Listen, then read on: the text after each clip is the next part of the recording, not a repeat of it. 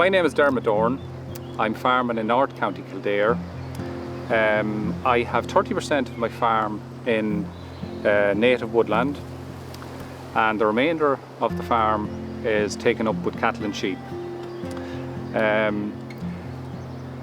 Back in the past, we were farming in a much more intensive fashion, and as we all know, with intensive farming, there's plenty of carbon emissions created.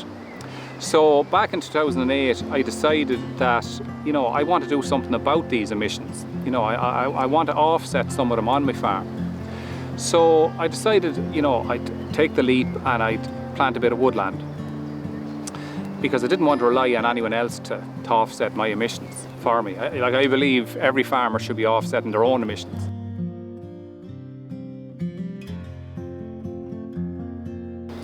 Well, I started off, I decided to plant, maybe the smallest field that I had. There was a 5-acre field and it was at the far end of the farm.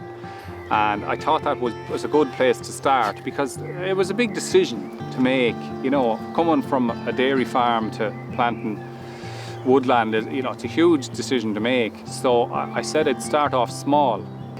So what I done was I contacted a forestry company called SWS Forestry, and I was talking to their forester, and I explained to him that I didn't want to plant conifers in spruce, trees like that weren't native. I said I wanted to kind of to do something for biodiversity. We planted oak and Scots pine, and then there was minor species that were used. There was some birch and mountain ash and wild cherry, and then there was a bit of Gelder rose thrown in as well, and a bit of spindle.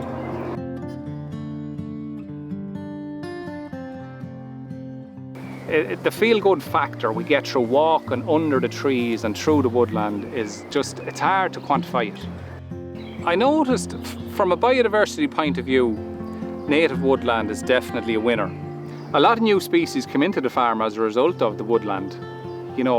Bird species like jay and tree creeper, they came in after a few years when the trees got a bit of size in them. Within that woodland now here behind me, we have nearly all the mammals. There's regularly fox, badger, I see stoat, you have pine marten, you have hedgehog, there's wood mice, pygmy shrew, and they're only the ones I can see.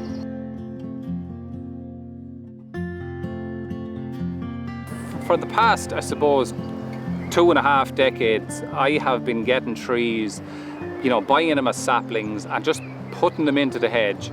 Some of them would grow, some of them wouldn't. Some of them wouldn't make it to be overcome by the hedge. But over the last 5 or 6 years now, I've concentrated on fencing off my hedgerow. I bring out a fence, maybe the guts of 5 metres out from a hedgerow, and I would plant saplings inside the fence.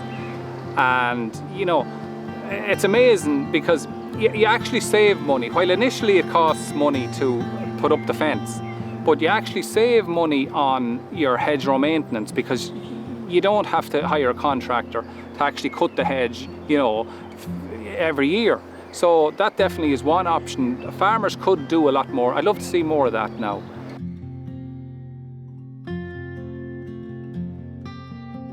The advice I would give is go ahead and do it, because I've never heard of any farmer that planted in the past regretting it. A lot of the farmers I'd be talking to and have planted recently or in the last 10 years, they say the only mistake and regret they have is they didn't plant it 20 years ago.